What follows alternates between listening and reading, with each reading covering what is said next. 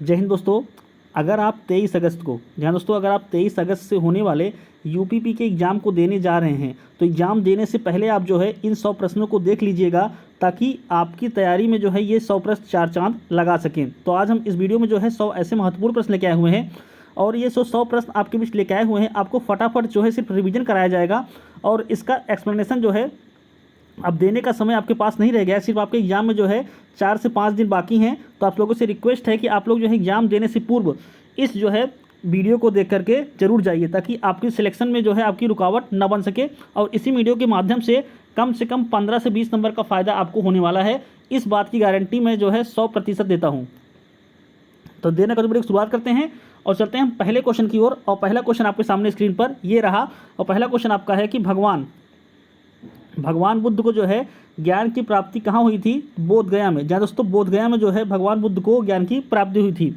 अगर वही प्रश्न नंबर 2 की बात की जाए, आर्य समाज की स्थापना किसने की थी? तो स्वामी दयानंद ने जो है आर्य समाज की स्थापना की थी। अगर वही प्रश्न नंबर 3 की बात की जाए तो प्रश्न नंबर 3 आपका है पंजाबी भाषा की लिपि कौन सी है? तो गुरुमुखी पंजाबी भाषा की लिपि है। अगर हिंदी की लिपि की बात की जाए तो देवनागरी जो है हिंदी की लिपि है। अगर वही प्रश्न नंबर 4 की बात की जाए, प्रश्न नंबर 4 आपका है कि भारत की मुख्य भूमिका का जो है दक्षिणतम किनारा कौन सा है? तो कन्याकुमारी। अगर वही प्रश्न नंबर 5 की बात की जाए, भारत में सबसे पहले सूर्य किस राज्य में निकलता है? तो अरुणाचल प्रदेश में निकलता है। अगर वहीं बात की जाए कि सबसे लास्ट में जो है डूबता कहाँ पे है, अस्त कहाँ पे होता है? तो गुजरात में। अगर वही प्रश्न नंबर 6 की बात की जाए, प्रश्न नंबर 6 आपका है कि इंसुलिन का प्रयोग किस बीमारी के उपचार में होता है? तो मधुमेह। जहाँ दोस्तों जो डायबिटीज़ होता है उसी के उपचार में जो है इसका उपयोग किया जाता है। प्रश्न नंबर 7 आपका मोस्ट इंपॉर्टेंट है, कई बार यह प्रश्न परीक्षाओं में पूछा जा चुका है। प्रश्न नंबर 7 आपका है कि बिहू किस राज्य का जो है प्रसिद्ध त्यौहार है? तो असम का जो है प्रसिद्ध त्यौहार है। इस वीडियो में सिर्फ आपको जो है फटाफट रिवीजन आपको कराया जाएगा और एक्सप्लेनेशन करने का टाइम जो है बिल्कुल भी बचा हुआ नहीं है।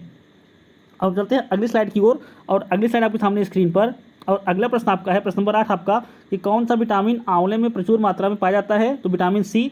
अगर प्रश्न नंबर 9 की बात की जाए तो मोस्ट इंपॉर्टेंट आपका है प्रश्न नंबर 9 कि भारत का प्रथम गवर्नर जनरल, कई बार यह क्वेश्चन परीक्षाओं में पूछा जा चुका है कि भारत का प्रथम गवर्नर जनरल कौन था? William Bentinck. जहाँ दोस्तों विलियम बेंटिक। अगर वही बात की जाए प्रश्न नंबर 10 की, प्रश्न नंबर 10 कागज का आविष्कार किस देश में हुआ था? तो चीन में हुआ था। अगर वही प्रश्न नंबर 11 की बात की जाए, गौतम बुद्ध के जो है बचपन का क्या नाम था? सिद्धार्थ नाम था। अगर प्रश्न नंबर 12 की बात की जाए, भारत में सशस्त्र बलों का सर्वोच्च सेनापति कौन होता है? तो राष्ट्रपति। एक तरीके से आप कह सकते हैं कि तीनों सेनाओं का जो सर्वोच्च सेनापति होता है वो आपका राष्ट्रपति ही होता है। अगर प्रश्न नंबर 13 की बात की जाए, प्रश्न नंबर 13 आपका है कि रतौंधी किस विटामिन की कमी से होती है? तो विटामिन ए की कमी से जो है रतौंधी आपकी होती है। अब चलते हैं अगले क्वेश्चन की ओर और अगला स्लाइड आपके सामने स्क्रीन पर। प्रश्न नंबर 14 आपका है और प्रश्न नंबर 14 आपका मोस्ट इंपॉर्टेंट है कि पोंगल किस राज्य का त्यौहार है? तो तमिलनाडु का त्यौहार है। अगर वही बात की जाए प्रश्न नंबर 15 की, गिद्दा और भांगड़ा किस राज्य का लोक नृत्य है? पंजाब का। जहाँ दोस्तों पंजाब का लोक नृत्य गिद्दा और भांगड़ा है। अगर प्रश्न नंबर 16 की बात की जाए, टेलीविजन का आविष्कार किसने किया था? तो जॉन लेगी बेयर ने जो है टेलीविजन का आविष्कार किया हुआ था। प्रश्न नंबर 17 आपका मोस्ट इंपॉर्टेंट है कि भारत की पहली महिला शासकिया कौन थी? तो रजिया सुल्तान। अगर प्रश्न नंबर 18 की बात की जाए, मछली किसकी सहायता से सांस लेती है? तो गलफड़ों की सहायता से सांस लेती है। अगर प्रश्न नंबर 19 की बात की जाए, इनकलाब जिंदाबाद का नारा किसने दिया हुआ था? भगत सिंह ने जो है इसका नारा दिया हुआ था। अगर प्रश्न नंबर 20 की बात की जाए, प्रश्न नंबर 20 आपका है जलियांवाला बाग हत्याकांड कब और कहाँ हुआ था? तो 1919 में अमृतसर में हुआ था। प्रश्न नंबर अगर 21 की बात की जाए तो 1939 में, मोस्ट इंपॉर्टेंट क्वेश्चन आपका है कि 1939 में कांग्रेस छोड़ने के बाद सुभाष चंद्र बोस ने जो है किस दल की स्थापना की थी? तो फॉरवर्ड ब्लॉक की स्थापना जो है की गई थी। अगर वही प्रश्न नंबर 22 की बात की जाए, पंजाब केसरी किसे कहा जाता है? तो लाला लाजपत राय को पंजाब केसरी कहा जाता है। अगर प्रश्न नंबर 23 की बात की जाए, सैंडर्स की हत्या किसने की थी? तो भगत सिंह ने जो है सैंडर्स की हत्या की हुई थी। अब चलते हैं अगली स्लाइड की ओर। अगर आपको वीडियो अच्छा लग रहा हो तो वीडियो को ज़्यादा से ज़्यादा लोगों तक शेयर करें और लाइक सब्सक्राइब करना बिल्कुल ना भूलें। अब चलते हैं अगले क्वेश्चन की ओर। और प्रश्न नंबर 24 आपका है कि 1857 ईस्वी के विद्रोह में किसने अपना बलिदान सबसे पहले दिया था? तो मंगल पांडे। जहाँ दोस्तों मंगल पांडे ने जो है सबसे पहले अपना बलिदान दिया हुआ था। अगर प्रश्न नंबर 25 की बात की जाए, भारत की पहली महिला राज्यपाल कौन थी? सरोजिनी नायडू। अगर प्रश्न नंबर 26 की बात की जाए, माउंट एवरेस्ट पर 2 बार चढ़ने वाली पहली महिला संतोष यादव। अगर प्रश्न नंबर 27 की बात की जाए, ब्रह्म समाज की स्थापना किसके द्वारा की गई थी? तो राजा राम मोहन राय के द्वारा जो है इसकी स्थापना की गई थी। अगर प्रश्न नंबर 28 की बात की जाए, स्वामी दयानंद सरस्वती का मूल नाम क्या था? तो मूल शंकर। अगर प्रश्न नंबर 29 की बात की जाए, वेदों की ओर लौटो का नारा किसने दिया हुआ था? तो दयानंद सरस्वती ने जो है इसका नारा दिया हुआ था। अगर प्रश्न नंबर 30 की बात की जाए तो प्रश्न नंबर 30 आपका है कि रामकृष्ण मिशन की स्थापना किसने की थी? स्वामी विवेकानंद ने जो है इसकी स्थापना की हुई थी। अगर प्रश्न नंबर 31 की बात की जाए कि वास्को डी गामा भारत कब आया था? तो 1498 ईस्वी में जो है वास्को डी गामा भारत आया हुआ था। आपको जो है फटाफट ये 100 क्वेश्चन इसलिए कराए जा रहे हैं ताकि आप जो है अपने एग्जाम से पूर्व इन प्रश्नों को जो है अच्छे से तैयार कर सके, ताकि आपकी तैयारी जो है एक अच्छी खासी पुख्ता हो सके। अब चलते हैं हम अगली स्लाइड की ओर। और प्रश्न नंबर आपका 31 है कि वास्को डी गामा भारत कब आया हुआ था? 1498 ईस्वी में भारत आया हुआ था। अगर वही प्रश्न नंबर 32 की बात की जाए कि वास्को डी गामा कहाँ का रहने वाला था? तो पुर्तगाल का। अगर प्रश्न नंबर 33 की बात की जाए हवा महल कहाँ स्थित है? तो जयपुर में। अगले प्रश्न की अगर बात की जाए सिख धर्म का संस्थापक किस गुरु को माना जाता है? तो गुरु नानक को जो है इस धर्म का संस्थापक माना जाता है।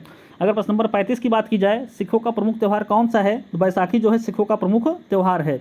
अब चलते हैं हम अगली स्लाइड की ओर। और अगली स्लाइड आपके सामने स्क्रीन पर प्रश्न नंबर आपका 36 आपका मोस्ट इंपॉर्टेंट है कि लौह पुरुष किस महापुरुष को कहा जाता है? सरदार वल्लभ भाई पटेल को। प्रश्न नंबर आपका 37 है कि नेताजी किस महापुरुष को कहा जाता है? तो सुभाष चंद्र बोस को कहा जाता है।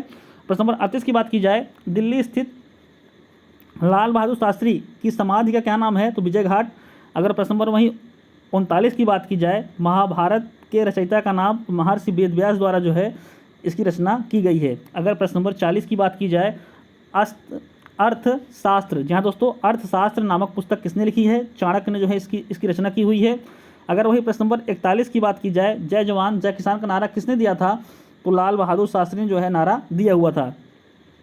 अगर प्रश्न नंबर 42 की बात की जाए संविधान सभा का अस्थायी अध्यक्ष कौन था? तो डॉक्टर राजेंद्र प्रसाद। अब चलते हैं हम अगली स्लाइड की ओर। और अगली स्लाइड आपके सामने स्क्रीन पर, ये भी स्लाइड आपकी काफ़ी इंपॉर्टेंट है, यहाँ से भी क्वेश्चन आने की पॉसिबिलिटी आपको जो है काफ़ी नज़र आएगी यहाँ से।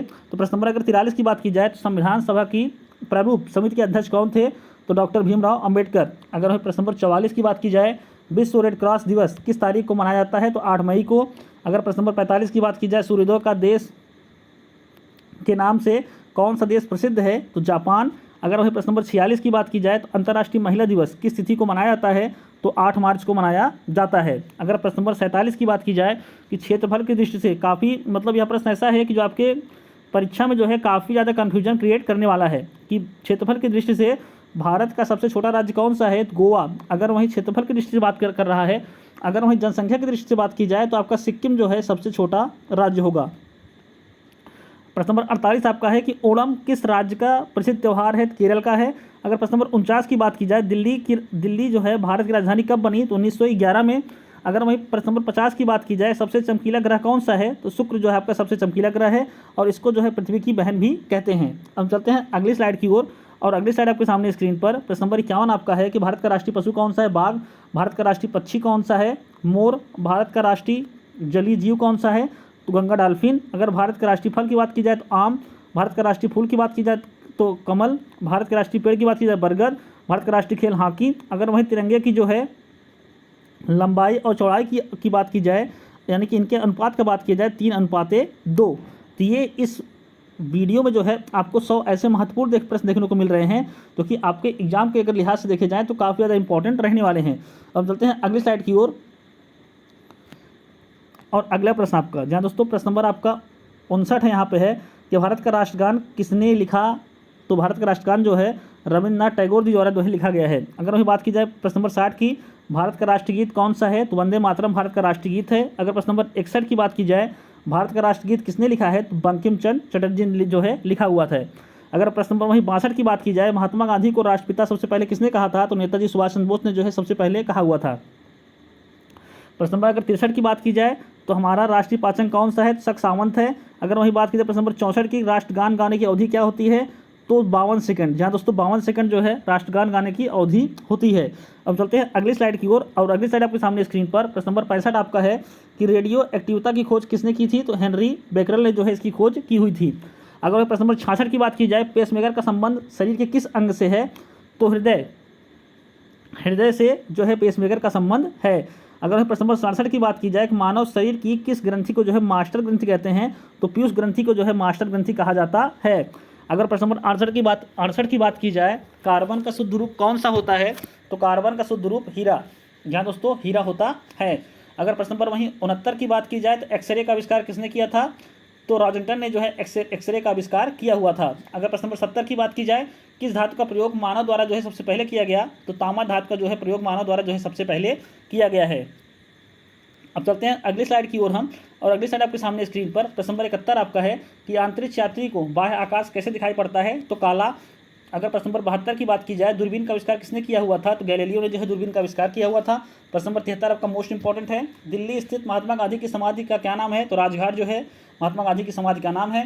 अगर प्रश्न नंबर 74 की बात की जाए, भारत में पहली रेल कहाँ से कहाँ तक चली, तो बम्बई, जहाँ दोस्तों बम्बई से थाने के बीच चली। अगर प्रश्न नंबर 75 की बात की जाए, भारत में पहली बार मेट्रो ट्रेन सेवा किस नगर निगम ने आरंभ की, कोलकाता द्वारा जो है इसकी जो शुरुआत की गई थी। अगर वही प्रश्न नंबर 76 की बात की जाए, भारत में रेल का आरंभ किस सन में हुआ था, तो 1853 में लॉर्ड डलहौजी, जहाँ दोस्तों लॉर्ड डलहौजी के शासनकाल में हुआ था। अब चलते हैं हम अगली स्लाइड की ओर, और अगली स्लाइड आपके सामने स्क्रीन पर प्रश्न नंबर 77 आपका है कि भारत के प्रथम अंतरिक्ष यात्री कौन थे, तो स्क्वाड्रन लीडर राकेश शर्मा, जो गए कब थे, 1984 में। अगर वही प्रश्न नंबर 78 की बात की जाए, भारत की प्रथम महिला मुख्यमंत्री कौन थी, सुचेता कृपलानी जो थी भारत की प्रथम महिला मुख्यमंत्री थी, और थी किस राज्य की, तो उत्तर प्रदेश, यहाँ दोस्तों उत्तर प्रदेश राज्य की थी। अगर वही बात की जाए प्रश्न नंबर 79 की, हरियाणा के पहले मुख्यमंत्री कौन थे, पंडित जो है भगवत दयाल शर्मा। अगर वही प्रश्न नंबर 80 की बात की जाए, संयुक्त राष्ट्र संघ की स्थापना कब की गई थी, 24 अक्टूबर 1945 को जो है इसकी स्थापना की गई थी।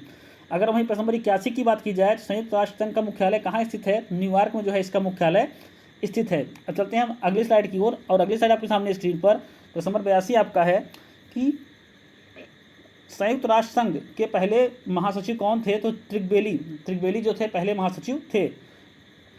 प्रश्न नंबर 83 आपका है कि इस समय संयुक्त राष्ट्र संघ में कितने देश हैं, तो आपके जो है 93 देश इस वक्त जो है संयुक्त राष्ट्र संघ में हैं। अगर वही प्रश्न नंबर 84 की बात की जाए, संयुक्त राष्ट्र संघ सुरक्षा परिषद के कितने देश सदस्य हैं, तो 15 जो है सदस्य देश हैं। अगर वहीं संयुक्त राष्ट्र सुरक्षा संघ परिषद के अस्थायी देशों की बात की जाए, तो 5 हैं, जहाँ दोस्तों 5 अस्थायी देश हैं। अगर वही प्रश्न नंबर 86 की बात की जाए, मोस्ट इंपॉर्टेंट प्रश्न आपका है कि अंतर्राष्ट्रीय न्यायालय कहाँ स्थित है, आपका द हेग हॉलैंड में आपका स्थित है। अगर वही बात की जाए इस वक्त जो है प्रश्न नंबर 87 की, संयुक्त राष्ट्र संघ के वर्तमान महासचिव कौन है, बान की मून, जहाँ दोस्तों बान की मून। अब चलते हैं अगली स्लाइड की ओर, और अगली स्लाइड आपके सामने स्क्रीन पर इस वक्त बेहद ही इंपॉर्टेंट स्लाइड आपकी है। प्रश्न नंबर 88 आपका है, संयुक्त राष्ट्र महासभा में हिंदी में भाषण देने वाले पहले भारतीय कौन थे, तो आपके प्रधानमंत्री जो थे अटल बिहारी वाजपेयी जी। अगर वही बात किया जाए प्रश्न नंबर 89 की, संयुक्त राष्ट्र सुरक्षा परिषद में अस्थायी सदस्य कितने वर्ष तक चुने जाते हैं, 2 साल तक जो है इनको चुना जाता है। अगर प्रश्न नंबर 90 की बात की जाए, प्रश्न नंबर 90 आपका है, संयुक्त राष्ट्र संघ का जो है 193वां सदस्य कौन सा देश है, तो दक्षिण सूडान। अगर बात की जाए प्रश्न नंबर 91 की, किस विटामिन की कमी से जो है खून का जो है रुकाव बंद नहीं होता है, तो विटामिन के, जहाँ दोस्तों विटामिन के। अगर वही बात की जाए अगले प्रश्न की, तो हिंदी दिवस कब मनाया जाता है, प्रश्न नंबर 92 आपका है, हिंदी दिवस कब मनाया जाता है, तो 14 सितंबर को जो है हिंदी दिवस मनाया जाता है। अब चलते हैं हम अगली स्लाइड की ओर, और अगली स्लाइड आपके सामने स्क्रीन पर मोस्ट इंपॉर्टेंट स्लाइड आपकी यह भी है। प्रश्न नंबर 93 आपका है कि संविधान के किस अनुच्छेद द्वारा जो है हिंदी को राष्ट्रभाषा घोषित किया गया है, तो अनुच्छेद 343। अगर वहीं बात की जाए प्रश्न नंबर 94 की, कि ओलंपिक खेलों में एकल स्पर्धा में स्वर्ण पदक जीतने वाले एकमात्र भारतीय कौन है, तो अभिनव बिंद्रा। अगर वही बात की जाए प्रश्न नंबर 95 की, तो ओलंपिक खेलों का आयोजन कितने वर्षों बाद होता है, तो 4 वर्षों बाद जो है इसका आयोजन किया जाता है। अगर वही बात की जाए प्रश्न नंबर 96 की, 2016 में जो है ओलंपिक खेल कहाँ हुए थे, तो रियो डी जेनेरियो में हुए थे। अगर उसके बाद 2020 की बात की जाए तो आपका जो था हुआ कहाँ था, तो टोक्यो में हुआ था। अगर 2024 की बात की जाए तो आपका जो है कहाँ पे हुआ था, अगर बात की जाए प्रश्न नंबर 97 की, प्रश्न नंबर 97 आपका है कि अंतर्राष्ट्रीय मानव अधिकार दिवस कब मनाया जाता है, 10 दिसंबर को जो है अंतर्राष्ट्रीय मानव अधिकार दिवस मनाया जाता है। अब चलते हैं अगली स्लाइड की ओर, और अगली स्लाइड आपके सामने स्क्रीन पर प्रश्न नंबर 98 आपका है कि हरियाणा की कौन सी नस्ल भैंस प्रसिद्ध है, तो मुर्रा जो है सबसे ज़्यादा प्रसिद्ध है। अगर वही प्रश्न नंबर 99 की बात की जाए तो प्रसिद्ध शीतला माता मंदिर कहाँ स्थित है, तो गुड़गांव में यह मंदिर आपका स्थित है। अगर वही प्रश्न नंबर 100 की बात की जाए तो विशाल जो है हरियाणा पार्टी किसने बनाई थी, विशाल हरियाणा पार्टी किसने बनाई थी, तो रविंद्र राव वीरेंद्र सिंह, जहाँ दोस्तों राव वीरेंद्र सिंह ने जो है बनाई हुई थी। तो ये आपके 100 ऐसे महत्वपूर्ण प्रश्न हैं जो कि आपके आने वाले अगर यूपीपी के एग्जाम के लिहाज से देखा जाए तो बेहद ही इम्पॉर्टेंट होने वाला है। तो आप लोगों से रिक्वेस्ट है कि आप एग्ज़ाम देने से पहले जो है इन 100 प्रश्नों को देख कर जाएँ, ताकि आपकी सफलता जो है सुनिश्चित हो सके। धन्यवाद।